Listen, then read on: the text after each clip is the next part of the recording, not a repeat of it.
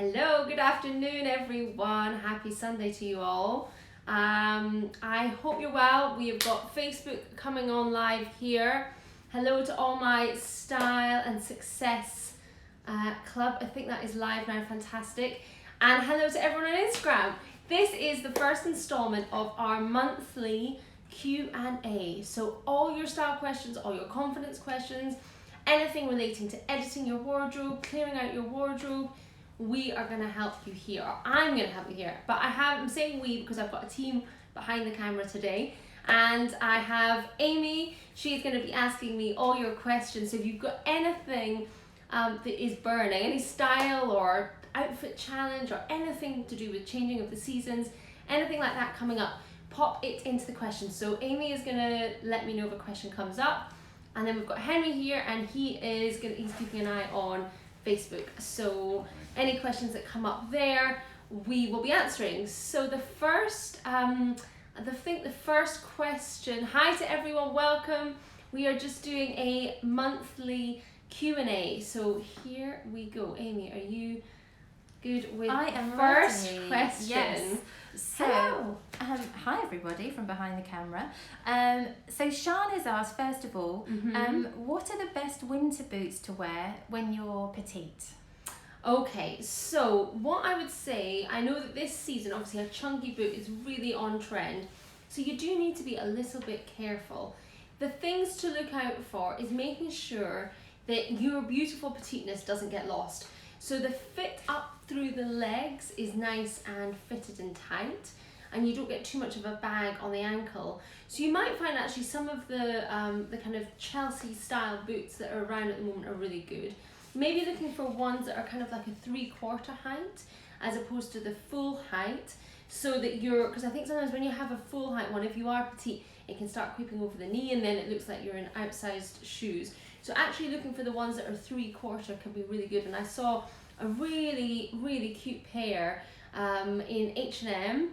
The other thing I would say is it's all dependent on your style. So if you're somebody who, even though you're petite, you quite like oversized, and that you can do something, making sure that things are still a bit shorter when you do them oversized, or nipped in if the silhouette is oversized. But having a chunkier sole, but that neater up the leg will make a massive difference. Looking at places like Shoe the Bear, I know that, again, yeah, as I said, H&M is on my mind because I popped in there the other day. But also looking at your kind of Doc Martens, because what you could do, and I know you've done in the past, Shan, is looking at the kids collections, but having ones that are that bit chunkier. I also love Free People for boots too, and Vagabond. The final idea is to do a sock boot, and looking at chunkier sock boots, because again you can get that nice neatness, and that's the thing, you don't want anything that is really going to be too it's gonna overwhelm your size and your frame. That's it. Keep your questions coming, we'll get to them. I think we've got Yes, we have got some questions coming in. So I'll hop to first Instagram question, which is from Nadia. Hi Nadia. She has, do you have any suggestions for knitwear for a strawberry shape? She would like to wear a knitted vest, but is worried it won't suit. Okay, so you're a bit broader on top. Where, if you're saying that you're a strawberry shape, so you do have to be careful with the chunkiness of a knit. What you could do is making sure that you add volume into the bottom half. So by wearing maybe a more kind of 1940s style wider leg trouser, or a palazzo pant, or maybe even an A-line skirt, you might find that will balance out the proportions on the top half. The other thing to look for is maybe if you did I'm just thinking a vest with maybe a knitted touch to it rather than the full thing, or looking for a knit that's more like a cotton or a lurex, so you've not got that bulk of a wool, and you want to almost have that softness, because when you are broader on top, you want to create a little bit more softness on the top half, or create more shape on the bottom half to balance out. So that's what I would do. I'd be looking for because it's a real fun trend to dip into right now. Have a look at the kind of the lighter weight, more kind of like lurexes or cotton knits, something that's got a bit more slink to it, would be my suggestion. Cool. Okay. Next question is one from Bridget, and she's asked, how do you select a winter coat? Have you got any advice for styling different body shapes, but particularly a petite frame? She's worried that some of the kind of bigger wool coats are going to be overwhelming. So the first thing I would say is being really aware of the collar. You know, any collar that is too wide, if you are petite, is going to drown you. If the length in the sleeves and the wrists are too long, then don't let it put you off, because you can get them tailored. And that's a massive thing that I do when I'm with clients in their living rooms as their style therapist. One of the things that I really look for is often just by shortening the sleeve or the length of the coat immediately will make a difference. If it has a fitted belt, take the belt off and put it to your natural waist. That will also make a massive difference. When it comes to a coat as well, don't always think that you have to stick with black being the best option. I think often people will go for black because they think, well, it'll go with everything. But actually sometimes investing in a coloured coat, so like a red or a beautiful khaki, or you know, even just like a kind of a dusky pink, you will be amazed at how much you can wear that day to day. Print maybe less so, but a colour block can be really, really useful. So I would maybe take a moment to have a look in your wardrobe, and I know, Bridget, your wardrobe is beautifully colour coordinated because you were on our last course, and just think about what colour could you put with everything. Is it like a forest green? Like I say, could it be a red? Maybe even a mustard yellow? Could you put a colour with it? The other thing to be aware of is, just all the detailing. So the collars, the buttons, if you are petite, you don't want it to overwhelm you, and keeping them slightly smaller and more contained, and being aware of where that waist sits as well. Okay, cool. Next question is, have you got any advice for staying put together in general in autumn, winter, and how to avoid falling into the kind of default mum uniform of jeans and jumper? Yes. Well, it's having a few interesting pieces. Sorry, I'm seeing Bridget saying that olive crop one. Yes, I was with a client last week and we bought that for her. It is lovely, but it is quite a big collar, so you might just have to be a bit careful. But yes, definitely check it out. The length would be lovely for you. So what were we saying? How to stay put together. So it is often to do with lighter weight layers. So having pieces that you can, I suppose, really taking your summer and autumn wardrobe and taking them through into winter. So I love, and I talk about it a lot, is like the kind of cashmere and the knitted bibs that you can get from a lot of the Scandinavian shops. So Cause and Other Stories, Weekend, Arquette, and things that you can then do an interesting t-shirt, and when you've then got maybe a shirt on the top, and then you do like the knitted bib over and underneath the jumper, underneath the coat, you instantly have something that's more elevated and interesting. The other thing I would say is finding the bit like we were talking about with Bridget, with an interesting coat, getting some boots that have got some unexpected edge to them. You know, maybe that is their kind of white or a sandy colour, or maybe they've got a texture like a lovely animal print, but immediately it just elevates and gives your kind of jumper and jeans an interesting look. You also know I talk a lot about switching out your jeans for a tailored trouser, or getting a lovely one of your summer skirts, sticking a thermal pair of tights underneath with a nice pair of boots, and that jumper will instantly feel so much more exciting and interesting. I just want to say hi to all the Style and Success. I think there's a few people there, so pop your comments in, guys. If you have a question for me, we have got somebody looking, and we will get an answer to you. Okay, so the next question kind of, I guess, follows on quite nicely from the previous one, which is, what are the best transitional pieces to keep from your summer wardrobe moving into autumn, and which pieces should you really put away? Okay, I'll start with which pieces you should really put away. And for me, that is your linens. This is a kind of light linen cotton, and I feel like because it's so covered up, it will take me a bit further into kind of maybe mid-October. But any of your linens, pop them away. I would say any of your lighter coloured summer dresses, so things that are in your kind of pale yellows, pale pinks, that feel very, very summery, that you really are your summer holiday dresses, pop them away. But I would say about 70%, if not more, of your wardrobe can be taken into the autumn. And it's actually about investing in really key layering pieces. So having great polo necks that you can layer underneath your summer dresses, and making sure they're complementary. So it's not just about putting a dress and putting a black one underneath. So having a look for creams, having a look for like interesting animal print layering pieces, looking for polo necks that are kind of in a pop of colour, and putting them underneath dresses. Thinking as well, so taking, for instance, I was with a client last week and we had a lovely basic leopard print dress. So underneath it we had, I think it was a chocolate brown polo neck, and we did that underneath the belt on top and a pair of tan boots, which looked really beautiful. And that was a dress she'd always just worn in the summer. But then we also put a cropped jumper over the top. So putting a short jumper with a longer dress is a great way of keeping that waist defined, but doesn't means that it doesn't kind of swamp the dress.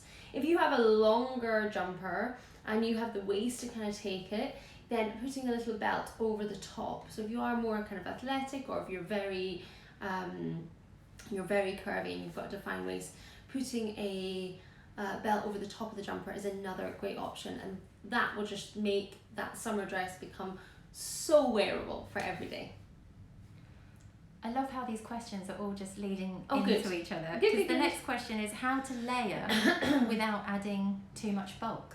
Okay, so it is about those thinner, it's making sure that your silhouette doesn't disappear.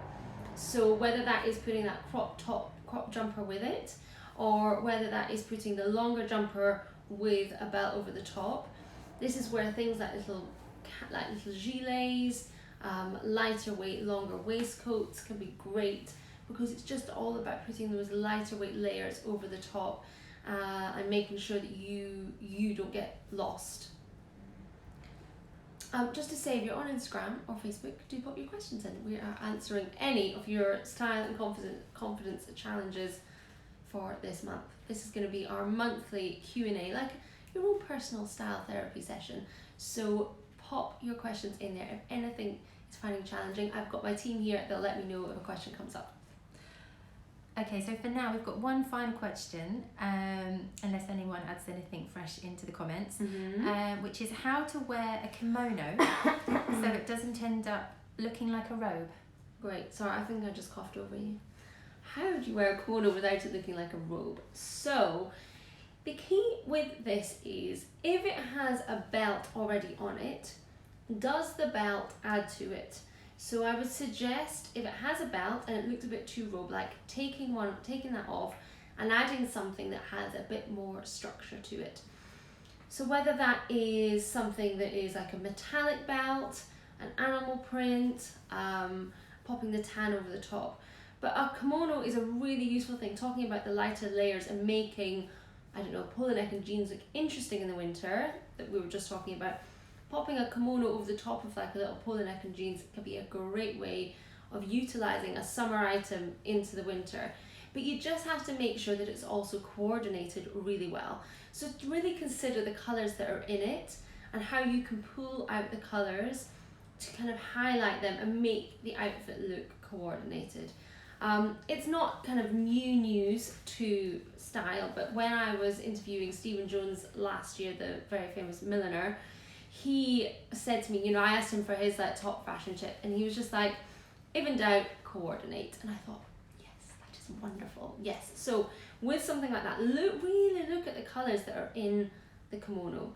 Can you pull a couple of the colours out? Maybe that's where you buy like a nice polo neck or t-shirt that really highlights one of those colours, and you pop it with it. Could you add it with a skirt, like a nice pleated skirt, rather than just with jeans? And again, making it feel more elevated, so it feels, like we say, less robe-like.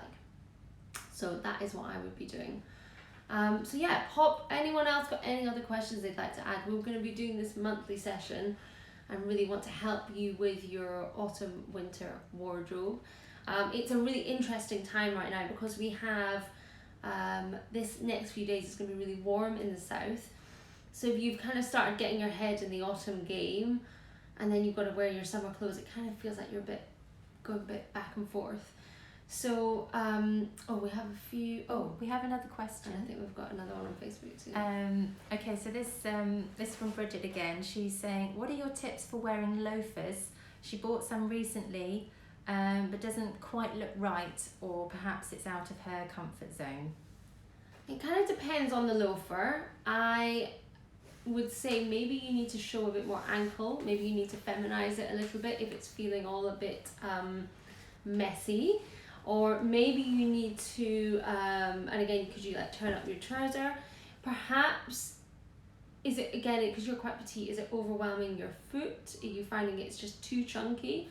Maybe you need to add it with a kind of more feminine piece on the top. So could you put it with a little dress? I would just think about how you is it feeling too masculine?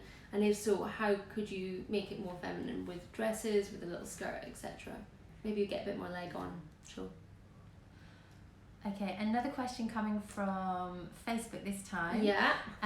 Is what is the best way to utilise the scarves that we have hiding in our wardrobe to make our outfits really pop and make them cohesive?